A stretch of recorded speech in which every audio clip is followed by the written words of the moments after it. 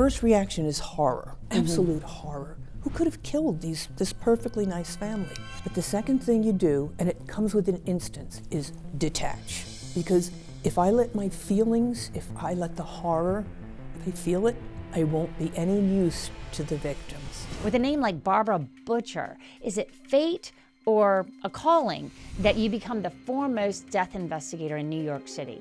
I think it's both. And now add true crime star to that list.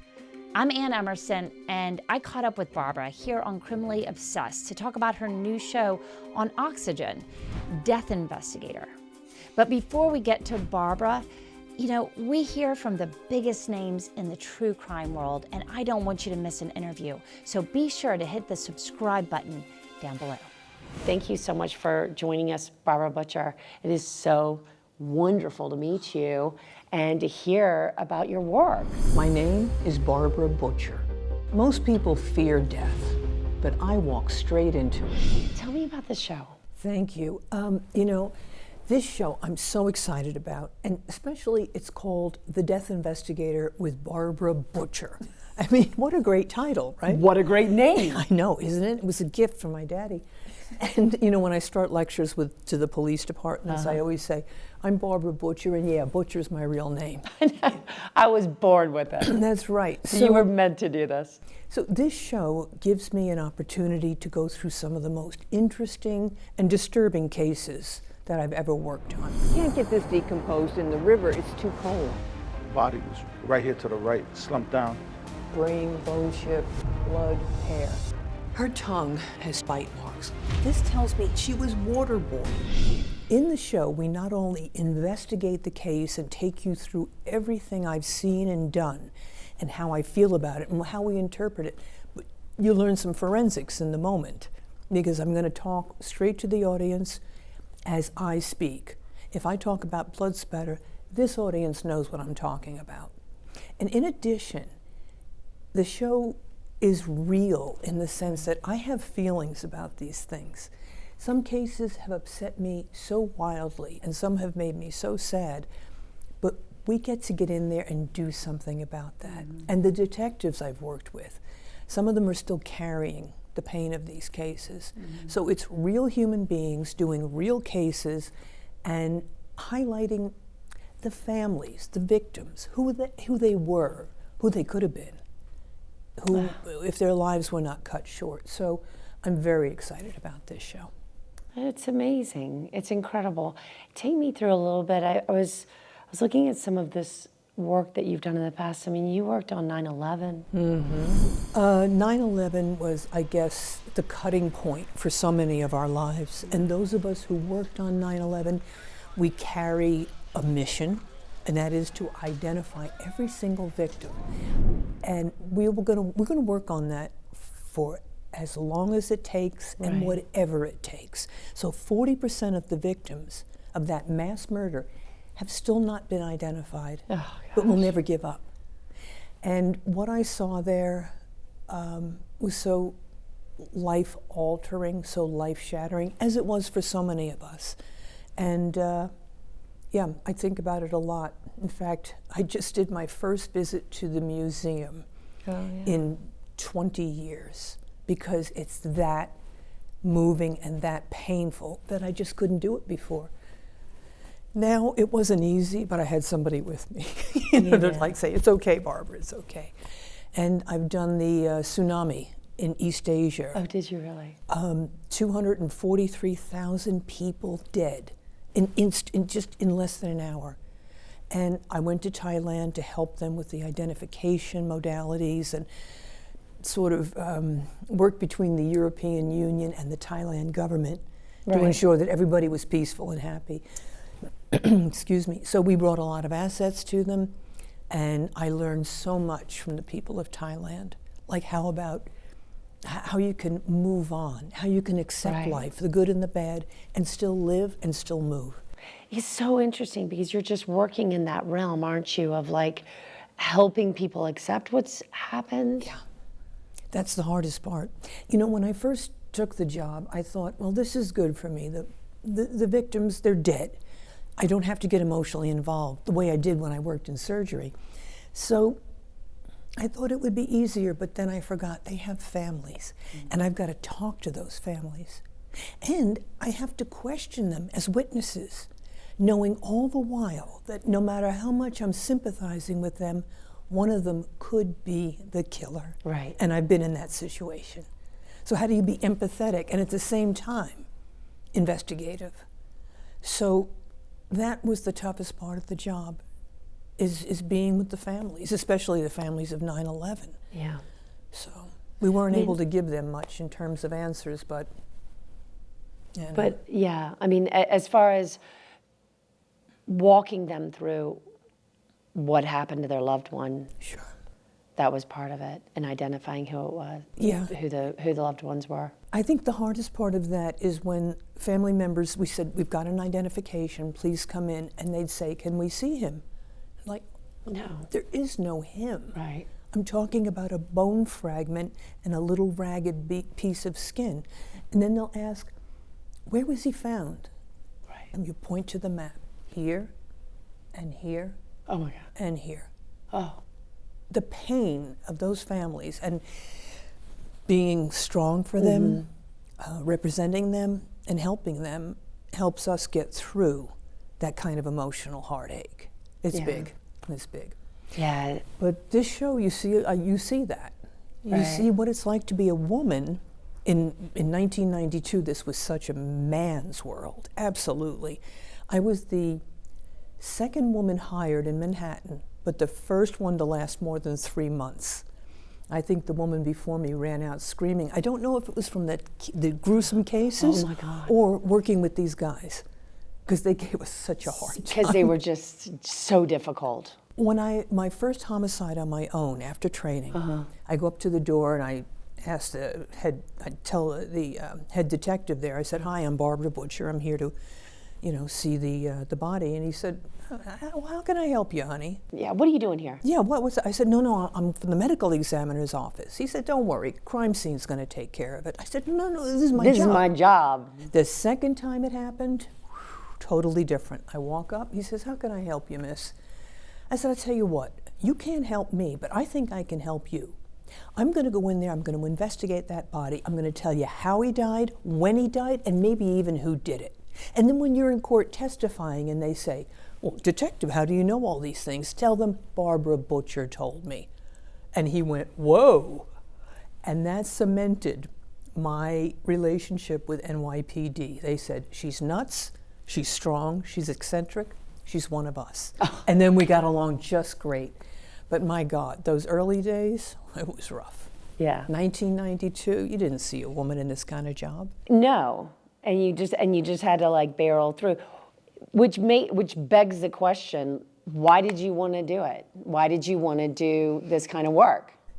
When I was a kid, I had a dissecting kit, a chemistry set, and a microscope. And the kids in the neighborhood used to bring me these roadkill animals. Right. And I'd open it up and say, "Oh, look, the right lung is crushed and all the ribs are crushed. But on the outside, you see these zigzag little black marks? Those are tire tracks. So now we know he was run over."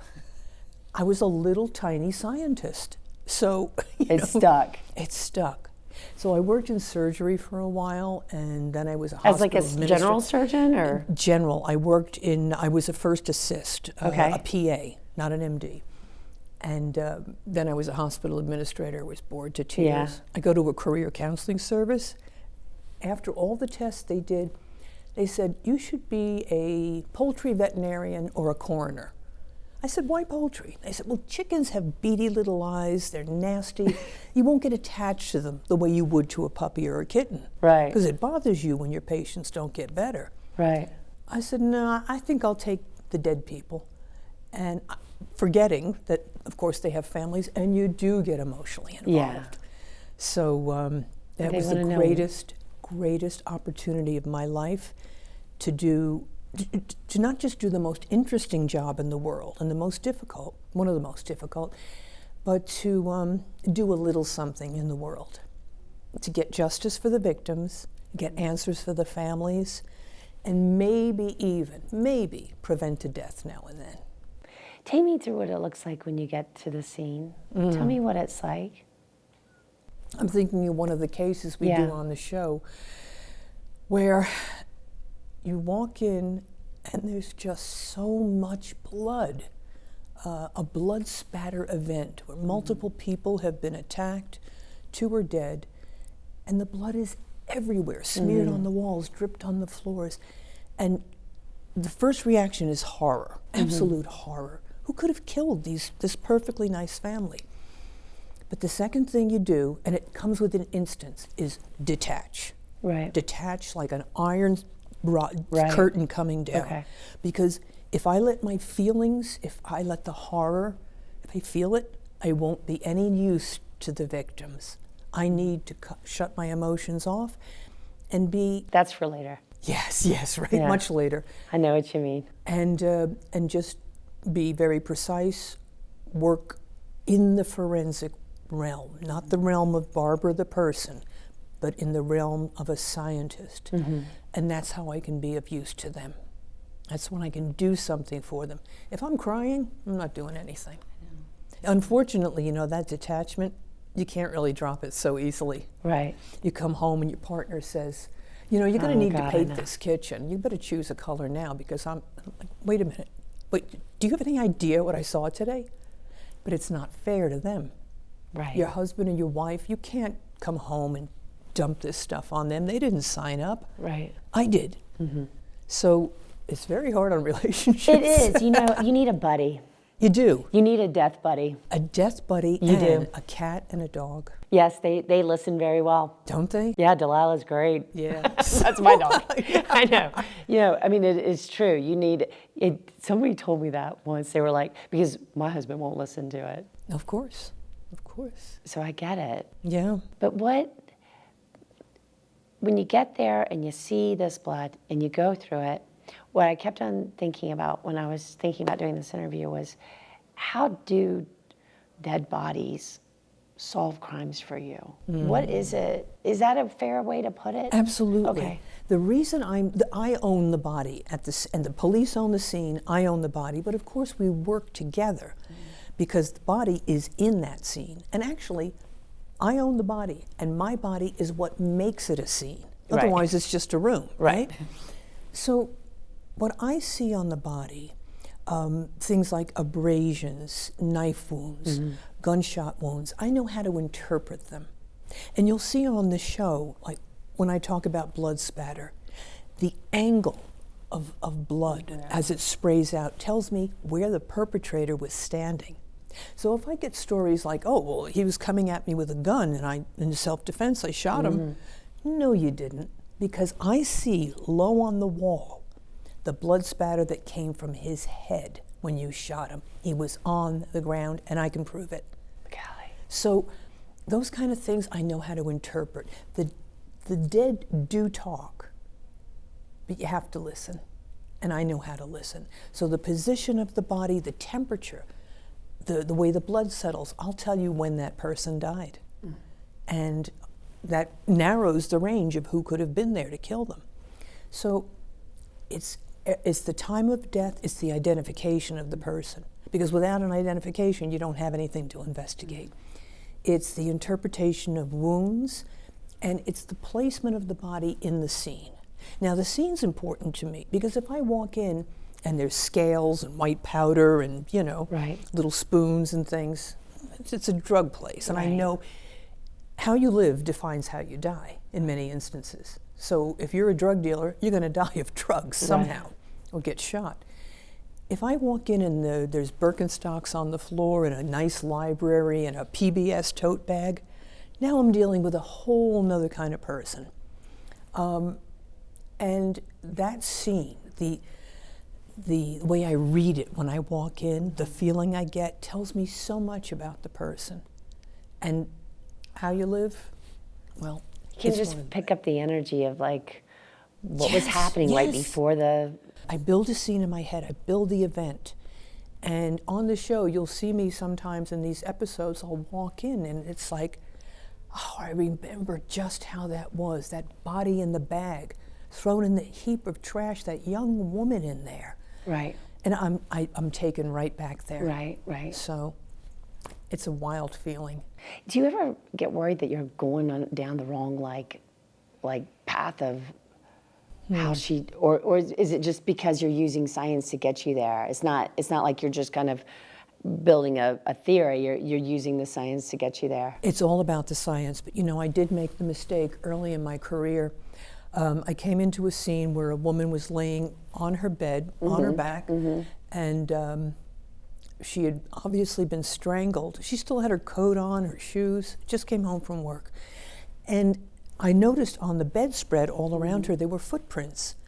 And I talked to the detectives. I said, hey guys, it looks like the perpetrator stood over her here and was walking around her on the bed. This is crazy. What was he doing? Yeah, what was he doing? So the detective rolled his eyes and he says, Barbara, we got a new crime scene photographer here. He wanted to get a good shot, so he got up on the bed. Like, jeez, don't ever. You altered my scene. Right. You're thinking of something totally different. Yeah. It's because this guy just wanted a good shot. Exactly. And after that day, I realized when I come in, the first thing I've got to ask the police is, what has changed since you discovered this body? Did you open the windows? Because that's going to affect my time of death calculation. Did you move anything? I've had cops, a guy put himself in a trash bin in front of his ex-wife's home, shot himself in the back of the head, and yet when I got there, and that's really symbolic, right? Here, I'm trash, I'm nothing. That's an awful feeling. But when I got there, the gun was laying on his chest. And I knew from the nature of the entrance wound that he had shot himself in the back of the head. So how did his arm flip around? No, not physically possible. And I'm asking, what is this? What is this?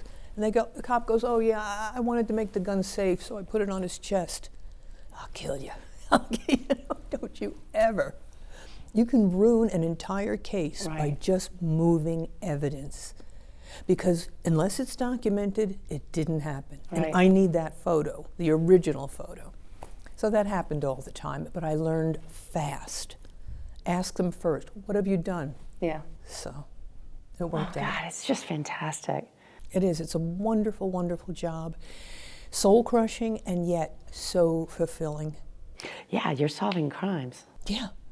And now I get to teach, which is wonderful. I talk to a lot of high school kids. Forensics is a wonderful new career. So I talk to colleges and high school kids.